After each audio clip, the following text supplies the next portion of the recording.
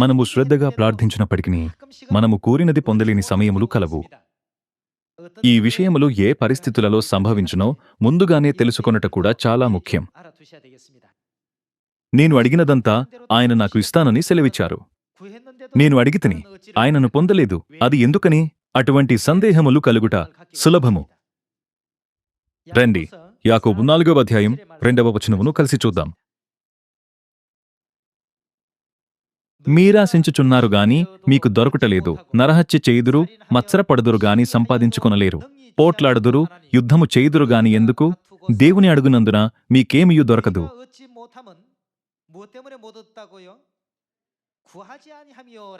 మనము ఏదైనా పొందనట్లయితే మొదటగా అడుగుటలో మన ప్రయత్నములు సరిపోలేదు.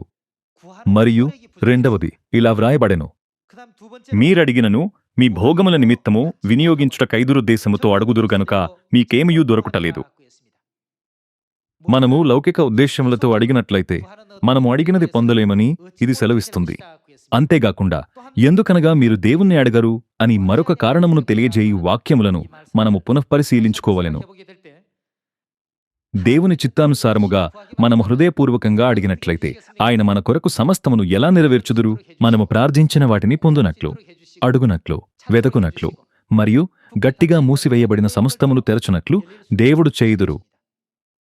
ఏమైనా దేవుని బోధనల ప్రకారము వెదకుటకు దూరంగా వారు నేను నా స్వంతంగా చేయుటకు ప్రయత్నిస్తాను అని ఆలోచిస్తూ తమ స్వంత బలంపై ఆధారపడతారు. కేవలం ఈ విధమైన మనస్తత్వంతో ముందుకు వెళ్ళుట సమస్తము నెరవేరబడునని హామీ ఇవ్వదు. ఆత్మీక కార్యములు నెరవేరబడుటకు ఎల్లప్పుడూ ఆత్మీక బలము అవసరం.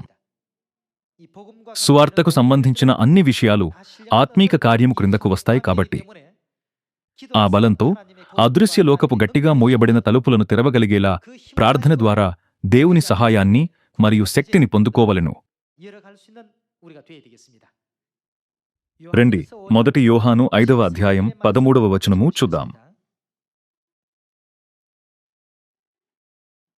దేవుని కుమారుని నామమందు విశ్వాసముంచు మీరు నిత్య జీవము గలవారని తెలుసుకొనున్నట్లు నేను ఈ సంగతులను మీకు వ్రాయిచున్నాను. ఆయనను బట్టి మనకు కలిగిన ధైర్యమేదనగా ఆయన చిత్తానుసారముగా మనమేది అడిగినను ఆయన మన మనవి ఆలకించుననున్నదియే. ఇక్కడ ముఖ్యమైన సందేశము ఏమనగా ఆయన చిత్తానుసారంగా మనమేదైనా అడిగినట్లయితే ఆయన మన మాట ఆలకించును.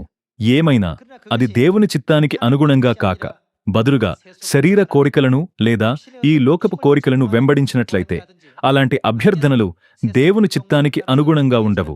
కాబట్టి దేవునికి సంబంధం లేనివిగా మారిపోతాయి.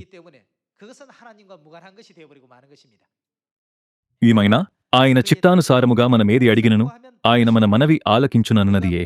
మనమేమి అడిగినను ఆయన మన మనవి ఆలకించునని మనమెరిగిన ఎడల మనమాయనను వేడుకొనినవి మనకు కలిగినవని ఎరుగుదుము.